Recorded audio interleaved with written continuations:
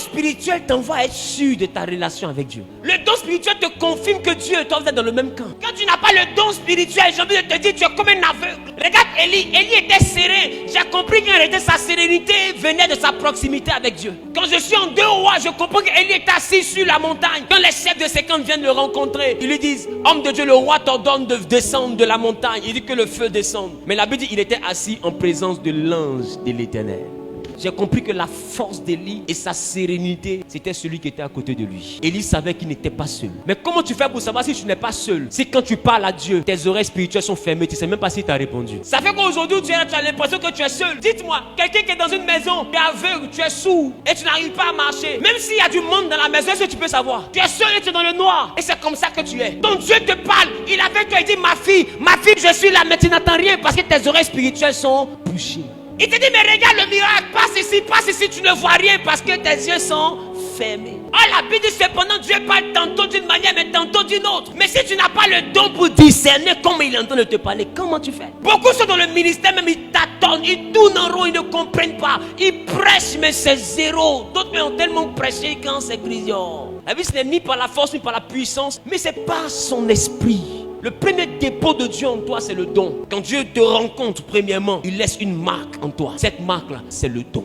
Il y a un don qu'il te fait pour te dire, mon fils, je suis maintenant avec toi. Regardez les disciples. Quand ils ont rencontré le Saint-Esprit, qu'est-ce qui s'est passé au jour de la Pentecôte? Ils ont commencé à parler d'autres langues. Automatiquement, ils se sont familiarisés à l'atmosphère de l'extraordinaire. Ils parlent en une langue et puis les autres, tout le monde entend dans sa langue maternelle. Ils ont commencé à devenir pas possible. Leur ombre même guérissait les malades. Même leur mouchoir guérissait les malades. Ils ont fait des choses extraordinaires. Pourquoi? Parce qu'ils ont rencontré le Saint-Esprit. Ma question, tu viens à l'église, mais l'as-tu déjà rencontré? Tu te mets en rang pour rencontrer un pasteur. Mais le pasteur là, tu le recherches parce que lui, il a recherché celui duquel je te parle. Alors que de rechercher un pasteur, pourquoi ne pas écouter le pasteur qui te dit recherche le véritable? Écoute-moi et recherche le véritable. Il te donnera un don qui fera que quand tu auras un père spirituel, ce sera pour aider ton don à devenir plus excellent et plus aiguisé. Mais tu ne seras plus dans le bébétillage pour dire à ton papa, hier nuit on m'a poursuivi. Avant tu avais vu Salamande, hier il ne comprend pas ma famille là. Tu ne seras pas dans ça. Tu passeras en classe supérieure. Mais aujourd'hui tu es dépendant.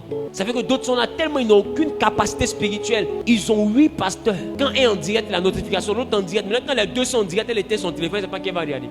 Adama, on pète tout spirituel comme ça. Ça c'est du blodéa céleste. Le don spirituel t'envoie à être serein. Toujours toi-même tu es là, puis tu appelles les hommes de Dieu. Homme de Dieu, évidemment, hier là, Dieu m'a dit. Maintenant tu as 8 pasteurs. Toi Dieu te parle, tu as 8 pasteurs. En réalité, c'est parce que tu n'es pas sûr de qui te parle.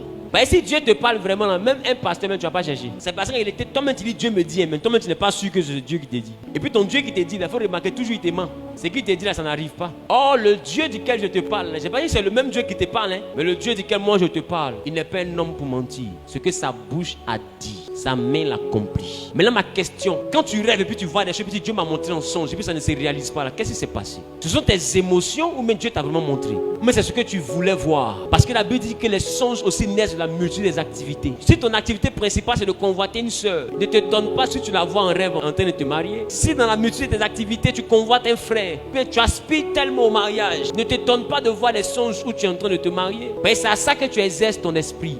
Le rêve est une imagination, c'est une production de notre esprit. Le songe est une infusion du surnaturel dans notre esprit. Le songe est une infusion d'une vérité, d'une pensée, d'une orientation divine dans notre esprit, mais par le canal du sommeil. Mais le rêve est une imagination. C'est que c'est ton esprit qui fabrique. Beaucoup rêvent et ils prennent leurs rêves pour des songes. Tant qu'on ne t'a pas appris comment le don spirituel fonctionne, tu ne comprendras pas. Beaucoup mentent et puis on dit ça là, elle prophétise. Or, le don de prophétie a une manière de se manifester. Le don de prophétie ne se manifeste pas en dehors de l'église locale. Ça c'est d'un. Le don de prophétie se manifeste dans l'assemblée. Est-ce que quelqu'un me comprend? C'est un don d'assemblée.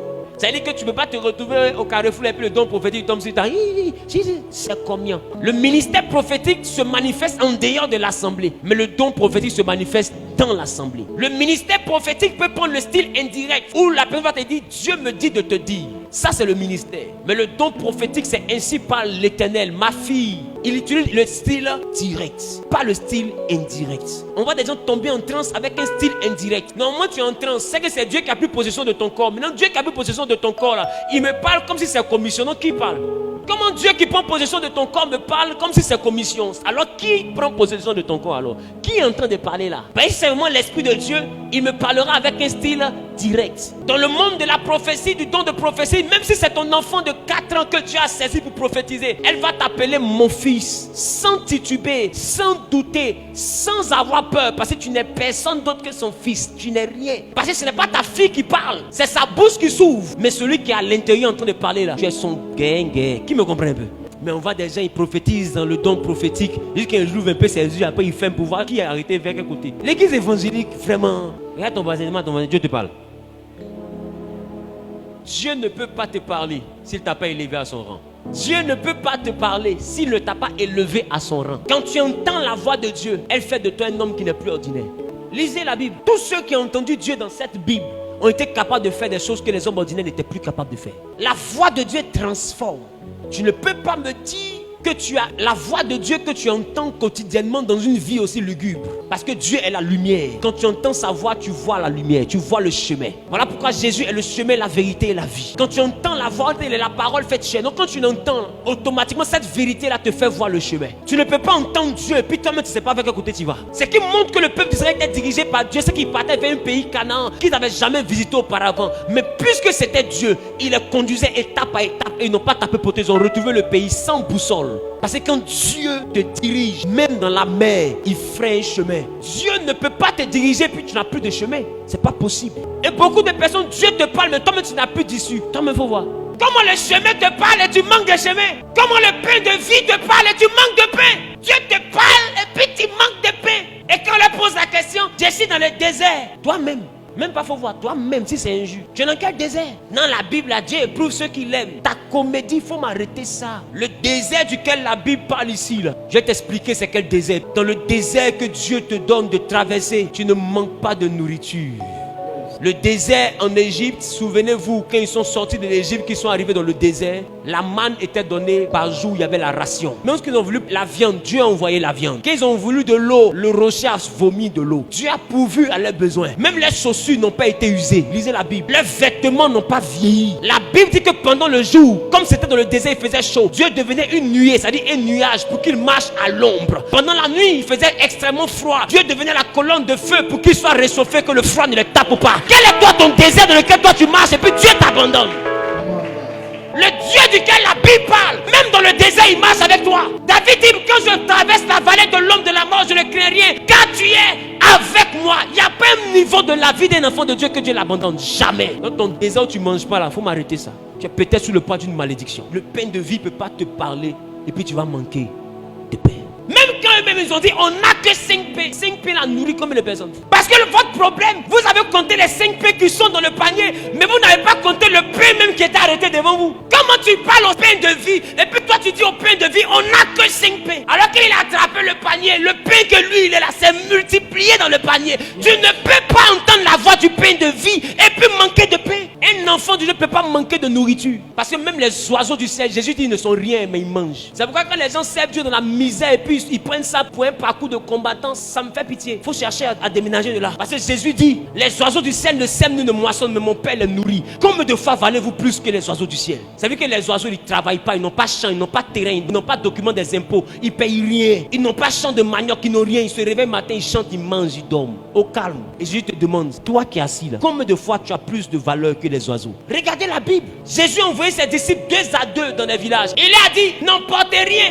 Même la bourse, c'est-à-dire porte-monnaie, ne prenez pas. Ils n'ont rien pris. Tu sais pourquoi? Jésus est en train de leur démontrer et de te démontrer à toi que tu peux ne rien avoir, mais tu ne vas jamais manquer de faim si lui il t'a envoyé. Il dit ne prenez même pas de porte-monnaie pour que je montre aux générations futures qu'on n'a pas besoin d'avoir beaucoup d'argent dans la poche pour manger un mois. Et la Bible dit ils sont partis. Mais quand ils sont revenus, ce qui m'a choqué, j'étais assis avec Jésus. Et puis je vois Pierre qui dit oh on est parti. Mais on a vu les malades être guéris, les démons étaient chassés des corps. La gloire de Dieu s'est manifestée. Mais il n'y a pas quelqu'un qui nous a dit on est parti là. On a dormi dehors, on avait faim, on n'a rien eu. Moi-même là, la faim a failli me tuer. Il y a mon ventre, il y a mon ventre Jésus, il y a mon ventre. J'ai mes os là. Tout est sorti tellement j'ai une faim là-bas. Personne n'a rendu ce témoignage. C'est parce que manger n'a pas été le problème sur la route. Maintenant, comment toi tu as Jésus et puis manger le problème sur ta route? Toi-même, on va. Dis à ton mari, je refuse ça. Ne confondez pas le brisement et le désert.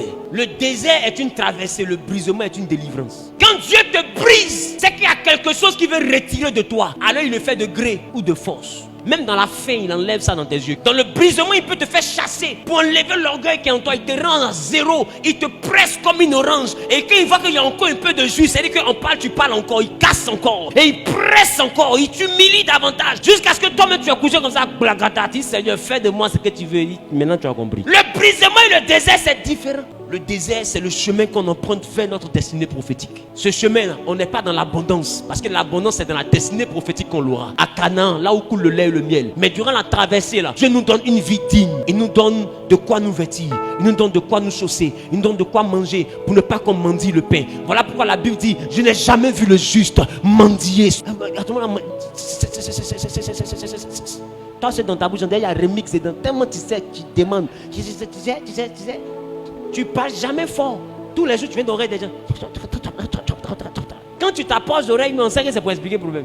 C'est une honte. La Bible dit, je n'ai jamais vu le juste mendier son pain. Donc si toi, tu mendies beaucoup ton pain, ma question, est-ce que tu fais partie des justes? Question.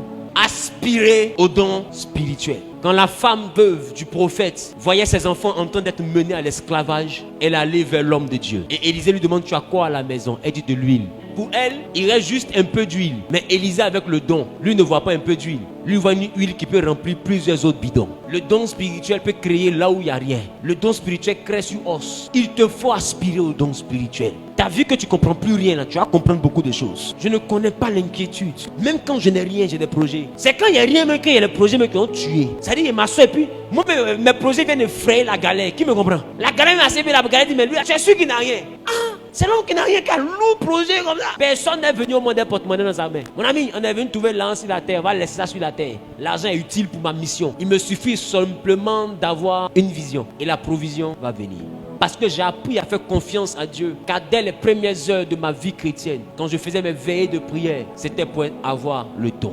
J'ai ciblé des dons, j'ai apprécié des dons dans la vie de certains ouins en Côte d'Ivoire comme hors de la Côte d'Ivoire. J'ai apprécié l'éloquence de certaines personnalités chrétiennes et j'ai commencé à prier pour ça. J'ai commencé à m'exercer pour ça. J'ai apprécié le don de l'élévation de certains ouins et j'ai commencé à jeûner pour ça. J'ai vu le ministère de certaines personnes qui avaient déjà rendu l'esprit au Créateur et j'ai aimé la manière dont Dieu travaillait avec eux et j'ai commencé à prier pour ça. Et petit à petit, un matin, j'ai pas eu le temps de remarquer. Je devenais une portion de ce que j'avais aimé hier. Ce que tu aimes là, et ce que tu recherches, c'est ce que Dieu te donne.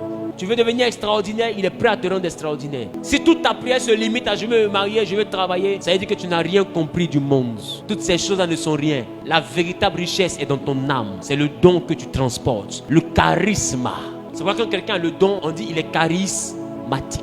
Parce que charisme, ça vient du don de l'esprit. Donc, une personne qui est charismatique, c'est une personne qui a quelque chose de surnaturel à l'intérieur. C'est pas une personne ordinaire. Tu es belle, mais il te faut avoir du charisme. Il faut quelque chose, c'est une énergie. Et de toute façon, les autres vont prendre ça ailleurs. D'autres viennent au monde avec. Nous, le Saint-Esprit nous la donne. Parce que le Saint-Esprit, il est le charisme. Quand il vient, il te donne du charisme, il te donne du contenu. C'est vrai que tu es jeune, mais on n'arrive pas à te mépriser. Tu es jeune, mais on n'arrive pas à te manquer de respect. Tu es jeune, mais on n'arrive pas à te sous-estimer. Pourquoi? Parce qu'il y a quelqu'un qui est en toi, qui est plus grand que celui qui est dans le monde. À un moment donné, cherche à te remplir dedans. Remplis la bouteille que tu es. Et fais déborder cette bouteille-là de la présence et de l'onction du Saint-Esprit.